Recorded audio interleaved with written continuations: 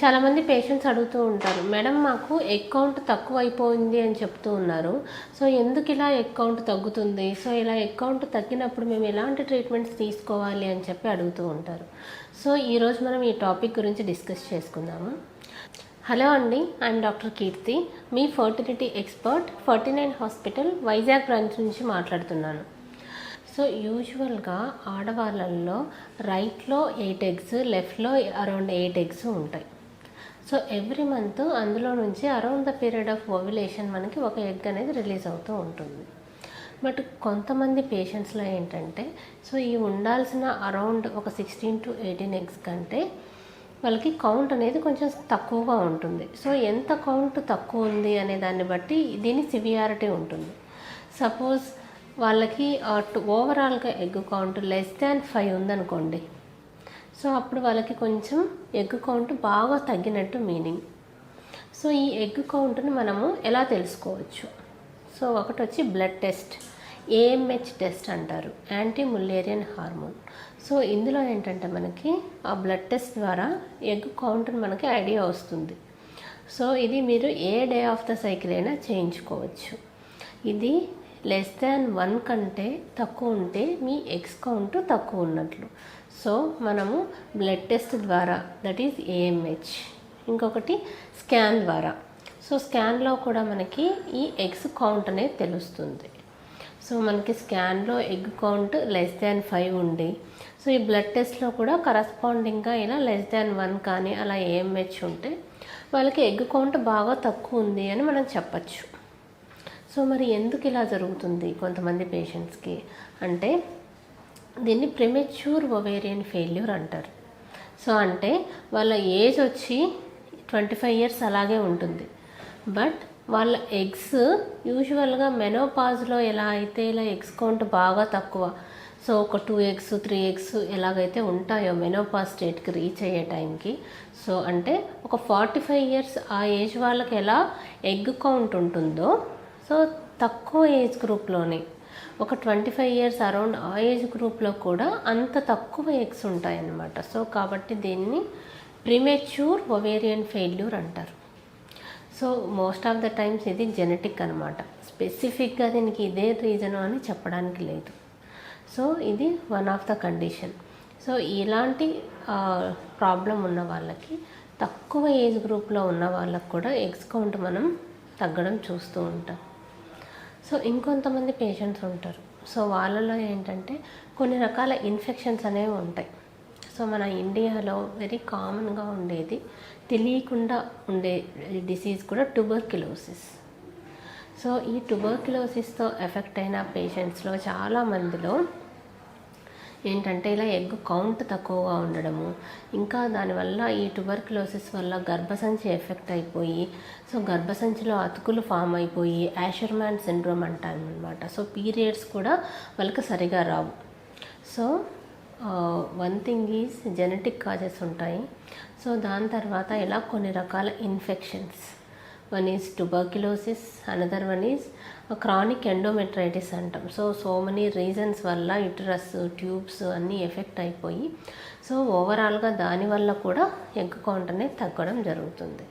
So the third thing is last thing, కొంతమందికి ఏంటంటే endometriosis disease ఉంటుంది. అంటే వాళ్ళకి ఓవరీస్లో సిస్ట్లు అనేవి ఉంటాయి, ఎండోమెట్రియోటిక్ చాక్లెట్ సిస్ట్లు అంటూ ఉంటారు. సో దానివల్ల కూడా ఎగ్స్ కౌంట్ తగ్గుతుంది, ఉన్న ఎగ్స్లో క్వాలిటీ కూడా తగ్గే అవకాశం ఉంది. సో ఇలా డిఫరెంట్ రీజన్స్ వల్ల తక్కువ ఏజ్ గ్రూప్లో ఉన్న వాళ్ళకు కూడా ఎగ్స్ కౌంట్ తగ్గే అవకాశం ఉంది.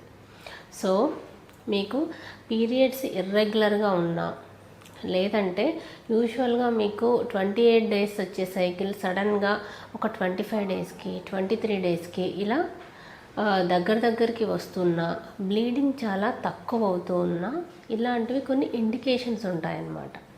సో ఇలాంటి ప్రాబ్లమ్స్తో సఫర్ అయితే మీరు మీ దగ్గరున్న ఫర్టిలిటీ స్పెషలిస్ట్ని కన్సల్ట్ అయితే, సో తర్వాత ఏ ట్రీట్మెంట్స్ చేయాలి అనేది మీ కండిషన్ని చూసి మేము డిసైడ్ చేయడం జరుగుతుంది. సో చాలామంది పేషెంట్స్, మేడం మాకు IVF సక్సెస్ అవ్వడానికి సో ఏవైనా సలహాలు చెప్పండి అని చెప్పి అడుగుతూ ఉంటారు. సో యూజువల్గా మనకి IVF సక్సెస్ అనేది ఎంబ్రియో మీద, నెక్స్ట్ గర్భసంచి యొక్క పొజిషన్ ఎలా ఉంది అనే దాని మీద డిపెండ్ అవుతుంది. సో ఈ ఎంబ్రియో అండ్ యూటరస్ అనేవి వెరీ వెరీ ఇంపార్టెంట్. సో మరి మనకి ఎంబ్రియో అనేది ఫామ్ అవ్వాలంటే ఎగ్స్ అండ్ స్పర్మ్స్ హెల్తీగా ఉండాలి. సో ఒక healthy egg and healthy sperm ఉన్నప్పుడే మనకు ఎంబ్రియో కూడా గుడ్ క్వాలిటీది వస్తుంది. సో ఎంబ్రియో గుడ్ క్వాలిటీగా ఉండి గర్భసంచి పొర కూడా మనకి మంచిగా ఉన్నట్లయితే మనకి ప్రెగ్నెన్సీ వచ్చే ఛాన్సెస్ లేదా ఐవీఎఫ్ చేయించుకున్నప్పుడు మీకు సక్సెస్ అయ్యే ఛాన్సెస్ అనేవి ఎక్కువగా ఉంటాయి. సో ఇప్పుడు మనం ఎగ్ అండ్ స్పర్మ్ హెల్తీగా ఉండాలి అంటే ఏమేం చేయాలి అనేది ఒకసారి డిస్కస్ చేసుకుందాం. సో యూజువల్గా ఏంటంటే మనకు ఊసైట్ క్వాలిటీ అనేది ఒక్కొక్క పేషెంట్కి ఒక్కో రకంగా ఉంటుంది. సో అందరికీ ఒకటే రకమైన క్వాలిటీ ఎగ్స్ ఉంటుంది. It is completely genetic. So కొంతమంది పేషెంట్స్కి suppose for example PCOD patients ఉంటారు. సో ఈ టైప్ ఆఫ్ పేషెంట్స్ని తీసుకున్నట్లయితే వాళ్ళలో కొంచెము ఇమ్మెచ్యూర్ ఎగ్స్ ఉండడము, ఊసైట్ క్వాలిటీ తక్కువ ఉండడము చూస్తూ ఉంటాం. ఇంకొంతమందికి అడ్వాన్స్డ్ ఏజ్ గ్రూప్ ఉంటుంది. సో 41 ఇయర్స్ అటువంటి ఏజ్ గ్రూప్లో మనకు చేసినప్పుడు వాటిలో కూడా కొంచెం ఎగ్ క్వాలిటీలో ప్రాబ్లమ్స్ ఉంటాయి. సో ఇంకొంతమందికి ఏంటంటే ఎండోమెట్రియోసిస్ పేషెంట్స్ ఉంటారు. సో అందులో కూడా కొంతమందికి ఊసైట్ క్వాలిటీ ప్రాబ్లమ్స్ ఉంటాయి. సో ఇవన్నీ డిసీజ్ స్పెసిఫిక్గా ఊసైట్ క్వాలిటీ తగ్గుతుందన్నమాట. సో ఇలా కాకుండా కూడా నార్మల్గా ఉన్న పేషెంట్స్కి కూడా కొంతమందికి క్వాలిటీలో పేషెంట్ టు పేషెంట్ డిఫరెన్స్ ఉండొచ్చు. బట్ మనకి ఓవరాల్గా ఊసైట్స్ ఎగ్స్ అనేవి హెల్తీగా ఉండాలి అంటే మనం రొటీన్గా చేయవలసింది ఏంటి అనేవి కూడా మనం తెలుసుకుందాం. సో సపోజ్ ఫర్ ఎగ్జాంపుల్ కిందాక పీసీఓడి అన్నాను. సో ఈ పీసీఓడి సపోజ్ బాగా ఒబీస్ ఉన్నారనుకోండి.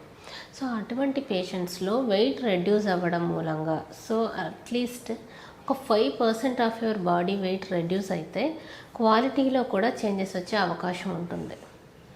లేదు మీరు డయాబెటిక్ ఉన్నారు, సో షుగర్ లెవెల్స్ హై ఉన్నప్పుడు కూడా ఊసైట్ క్వాలిటీలో ప్రాబ్లం ఉంటుంది. సో అలాంటప్పుడు షుగర్ కంట్రోల్లో ఉన్న పేషెంట్స్కి ఊసైట్ క్వాలిటీ బెటర్గా ఉంటుంది. సో ఇలా లైఫ్ స్టైల్ మాడిఫికేషన్స్ అన్నమాట. సో డైలీ అట్లీస్ట్ ఒక 30 minutes ఏరోబిక్ ఎక్సర్సైజెస్ చేయడము. నెక్స్ట్ నాట్ ఓన్లీ ఎక్సర్సైజెస్, మీరు తినే ఫుడ్ అనేది వెరీ వెరీ ఇంపార్టెంట్. సో ఫుడ్లో high carbohydrate diet, high calorie diet కాకుండా so protein rich, fibre rich food తీసుకొని సో కార్బోహైడ్రేట్స్ కొంచెం తక్కువ లో గ్లైసిమిక్ ఇండెక్స్ ఫుడ్స్ ఉంటాయి. లైక్ ఇప్పుడు మీరు సపోజ్ ఒక ఐస్ క్రీమ్ తిన్నారు, చాక్లెట్ తిన్నారు, సో స్వీట్స్ తిన్నారు, అందులో ఏంటంటే కార్బోహైడ్రేట్స్ చాలా ఎక్కువ ఉంటాయి. సో సడన్గా హై క్యాలరీ ఫుడ్స్ అనమాట. సో దానివల్ల మీ బాడీలో ఇన్సులిన్ అనేది సడన్గా స్పైక్ అవుతుంది. సో అలా కాకుండా కొంచెం తక్కువ రిలీజ్ అయ్యే ఉంటాయి. ఫర్ ఎగ్జాంపుల్కి రాగి ఇలాంటివి తీసుకున్నట్లయితే మీ ఇన్సులిన్ లెవెల్ అనేది కంట్రోల్లో, ఇన్సులిన్ తక్కువ రిలీజ్ అవుతుంది. సో ఈ విధంగా ఇన్సులిన్ రెసిస్టెన్స్, పీసీఓడి ఇటువంటి పేషెంట్స్ అందరూ సో ఈ లైఫ్ స్టైల్ మాడిఫికేషన్స్ లైక్ ఒక 30 minutes డైలీ ఎక్సర్సైజెస్ చేయడము, లో క్యాలరీ ఫుడ్ తీసుకోవడము. నెక్స్ట్ ఏంటంటే మరీ టూ మచ్ ఎక్కువ స్ట్రెస్ లెవెల్స్, కొంతమందికి ఏంటంటే ఎక్కువ టెన్షన్ పడుతూ యాంగ్జైటీ పడుతూ ఉంటారు. సో ఇటువంటి పేషెంట్స్లో కూడా మనకి కొంచెము ఐవీఎఫ్ చేసినప్పుడు సక్సెస్ రేట్స్ కూడా కొంతమందికి ఎఫెక్ట్ అయ్యే ఛాన్స్ ఉంటుంది.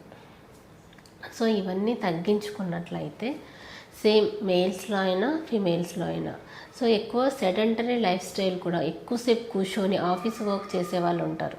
సో అటువంటి పేషెంట్స్లో కూడా ఇలాంటివి కొన్ని ఇష్యూస్ ఉండడం చూస్తూ ఉంటాం. సో బోత్ మేల్కైనా ఫిమేల్కైనా వాళ్ళ లైఫ్ స్టైల్ చేంజెస్ ద్వారా కొంతవరకు మనం ఊసైట్ క్వాలిటీని ఇంప్రూవ్ చేయొచ్చు. సో రిమైనింగ్ ఏంటంటే కొన్ని మనం చేంజ్ చేయలేని సిచ్యువేషన్స్ కూడా ఉంటాయి. సో దానికోసం మీకు కొన్ని యాంటీ ఆక్సిడెంట్స్ అనేవి ఒక అట్లీస్ట్ ఒక 5 to 10% వరకైనా మీకు హెల్ప్ చేస్తాయన్నమాట. సో అటువంటి ట్యాబ్లెట్స్ అవి మీకు డాక్టర్ ప్రిస్క్రైబ్ చేస్తారు. సో దాని తర్వాత యూట్రస్లో కూడా ఒకసారి ఏమైనా ప్రాబ్లమ్స్ ఉన్నట్లయితే కొంతమందికి ఏంటంటే పాలిప్స్ అంటారు, కొన్ని రకాల ఇన్ఫెక్షన్స్ ఉంటాయి.